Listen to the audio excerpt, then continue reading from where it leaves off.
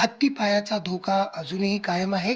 केंद्र आणि राज्य सरकारच्या कित्येक अभियान आणि कित्येक पावलानंतर सुद्धा हा धोका अद्याप कायम आहे आणि या संदर्भात आज जागतिक हत्तीपाय दिन म्हणजे वर्ल्ड लिम्फेडिमा डेच्या अनुषंगाने आपण एका विशिष्ट डॉक्टरांशी बोलणार आहोत. ते विख्यात सर्जन आहेत. मायक्रो सर्जरी आणि प्लास्टिक सर्जरी जी या कामामध्ये फार महत्त्वाची आहे. रुग्णांना मदत करण्यासाठी, त्यांना नॉर्मल करण्यासाठी. डॉक्टर सुरेश चौरे, आपण NDTV मराठीसोबत बोलताय. खूप खूप धन्यवाद सर. किती रुग्ण आहेत आपल्या देशामध्ये, आपल्या विदर्भामध्ये, महाराष्ट्रामध्ये? किती घातक आहे हा जो धोका आहे, तुम्ही म्हणताय तो अजूनही कायम आहे? नमस्कार. आज आपण वर्ल्ड लिम्फेडिमा डे याच्या निमित्तानं हा जो मुद्दा घेतलेला तो अत्यंत महत्त्वाचा मुद्दा आहे. मला हे सांगायचं आहे की हत्तीपाय निर्मूलनाचे विविध कार्यक्रम आपल्या देशामध्ये राबवण्यात येत आहेत. तरीसुद्धा हत्तीपाय हा एक मुख्य आणि मेजर हेल्थ प्रॉब्लेम आपल्या देशामध्ये आहे. पूर्ण देशाचा जर विचार केला तर जवळपास 6.5 कोटी पेशंट आपल्या पूर्ण भारत देशामध्ये आहेत. 6.5 कोटी. 6.5 कोटी. आणि आपल्या महाराष्ट्राचा जर विचार केला तर जवळपास 6 लाख रुग्ण असे आहेत जे हत्तीपायाने ग्रस्त आहेत.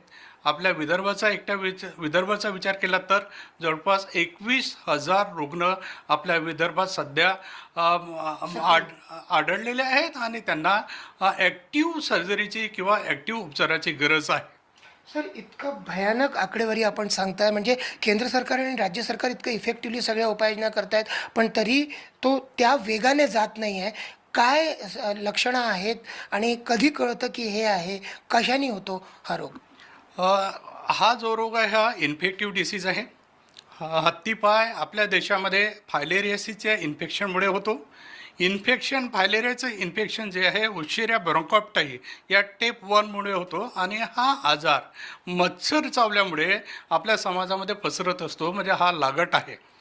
तर हे मच्छर चावण्याचं जे प्रमाण आहे आपल्या देशामध्ये ज्या ज्या भागामध्ये जास्त प्रमाणात आहे, मुख्यत्वे आपल्या विदर्भाचा जर विचार केला तर गडचिरोली, चंद्रपूर, भंडारा, गोंदिया या भागामध्ये, या झाडीपट्टीच्या भागामध्ये आणि रत्नागिरी आणि कोकण या भागामध्ये जो कोस्टल एरिया आहे त्या भागामध्ये या रोगाचा खूप जास्त प्रादुर्भाव आहे. आणि सेंट्रल गव्हर्नमेंटनी काही वर्षापूर्वी नॅशनल फॅलेरिया इरॅडिकेशन प्रोग्राम सुरू केलेला आहे आणि त्या अंतर्गत गव्हर्नमेंटचे खूप प्रयत्न सुरू आहेत.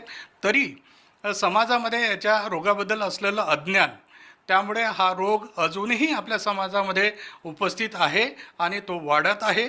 तर याबद्दल आपल्या समाजामध्ये अवेअरनेस किंवा जनजागृती करणे अत्यंत महत्त्वाचं आहे. सर, काय लक्षणं आहेत किंवा कशी याची सुरुवात होते तुम्ही सांगितलं, पण काय लक्षणं आहेत आणि पुढे तो कसा वाढत जातो? जसं आपण बोललो की हा रोग उशिरा ब्रोंकायटिस या टेपवरमुळे आणि क्युलेक्स नावाच्या मत्स्य चावल्यामुळे आपल्याला होत असतो. सुरुवातीला याचे खूप लक्षणं नसतात. साधा तापाप्रमाणे हा एक ताप असतो जो महिन्याला तुम्हाला ताप येत असतो आणि हा ताप थंडी वाजून येतो आणि 2 ते 3 दिवस हा ताप राहतो आणि त्याच्यानंतर हळूहळू तो कमी होऊन जातो. आपल्याला असं वाटतं की हा साधा ताप आहे, त्याच्याकडे आपण दुर्लक्ष करतो. परंतु जर याचं वेळीच निदान केलं नाही तर आपल्या शरीरातल्या ज्या लिम्फॅटिक सिस्टम्स आहेत त्या पूर्णपणे नष्ट व्हायला लागतात आणि ह्या रोगाची लक्षणं आपल्याला दिसायला लागतात.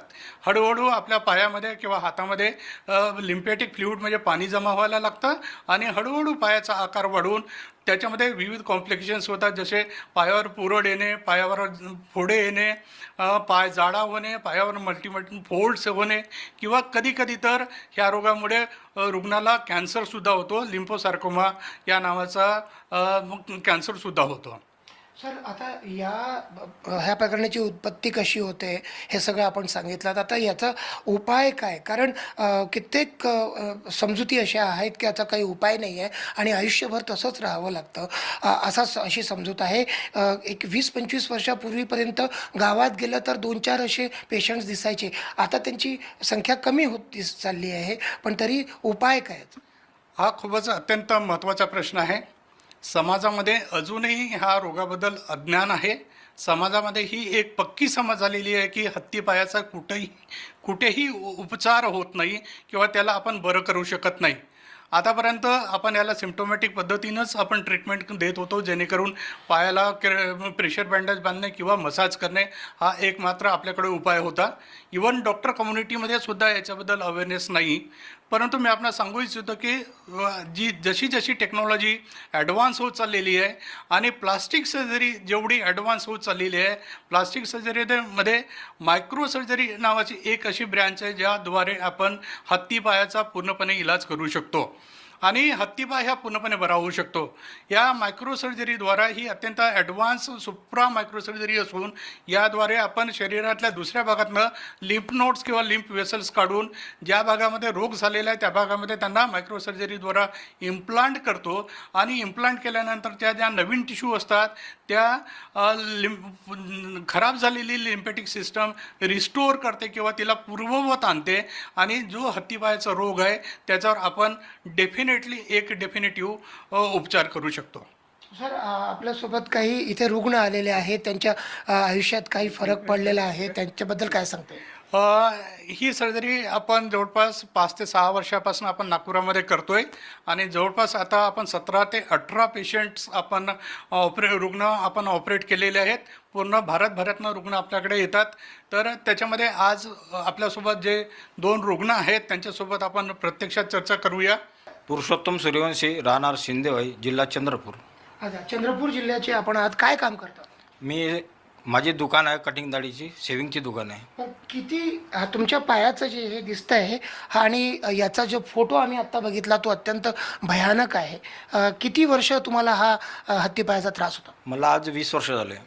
हत्तीपायाचा खूप त्रास होता आणि चावरे सरांनी माझा ऑपरेशन करून दिला आणि तो बरा झाला. आता नाही तर पूर्वी काय त्रास होता आणि आता काय फरक पडला? पूर्वी खूप त्रास होता सर. महिन्याला ताप येत होता. कमीत कमी 8 दिवस बाजारावर पडून राहत होता आणि नेहमी हा ताप येत होता आणि आम्हाला कुठेही कोणाच्या घरी जाण्यासाठी थोडीशी शर्मीची म्हणजे लाज वाटत होती. फिरणं सुरू होतं का? मोटरसायकल चालवणे, सायकल चालवणे, चालणं फिरणं? नाही सर, त्यावेळेस सायकल वगैरे चालवू शकत नव्हतो मी आणि तेव्हा क्षमता बी नव्हती. पाय खूप मोठा होता. आता काय फरक पडला? आता भरपूर फरक पडला सर. कमीत कमी 70 ते 80% मला फरक पडला आहे आणि मी आज सुरळीत आपला धंदा करू शकतो आणि आता मी कुटुंबाला हातभार लावू शकतो. तुम्ही काय काम करतात? माझा व्यवसाय कटिंग दाढी बनवणे, सलूनची दुकान आहे. अच्छा, न्हावी असल्यामुळे तुम्हाला तर उभंच राहून काम करावं लागतं? हो सर. तर ते तुमचं काम पूर्वी बंद होतं का? पूर्वी बंद होता सर. आता सुरू केलं? आता मी सुरू केला सर. ऑपरेशन झाल्याच्या नंतर 1 वर्षानंतर मी सुरू केला धीरे हळूहळू. आणि आता हा पायाने तुम्ही चालू शकता आणि हा आता जवळपास कमी होत आहे? हो सर. मी प्रत्यक्षात चालू शकतो. आज सायकलही चालवू शकतो. मी सायकलही रनिंग करू शकतो आणि मी दुसरीकडे म्हणजे प्रत्येक रिश्तेदाराच्या घरी जाऊ शकतो. आज बरा झाला हो मी. आपल्यासोबत एक महिलासुद्धा इथे आलेल्या आहेत. त्यांच्या पायाची ही अवस्था आहे, पण पूर्वीचे जे त्यांचे फोटो आहेत ते यापेक्षा कितीतरी पटीनं जास्त हा रोग त्यांना झाल्याचं त्या चित्रातून दिसून येतं. क्या नाम है आपका? सुनीता संतोष बोरीकर. मैं नागपुर में रहती हूँ. मैं झिंगाबाई टाकली, गंगानगर.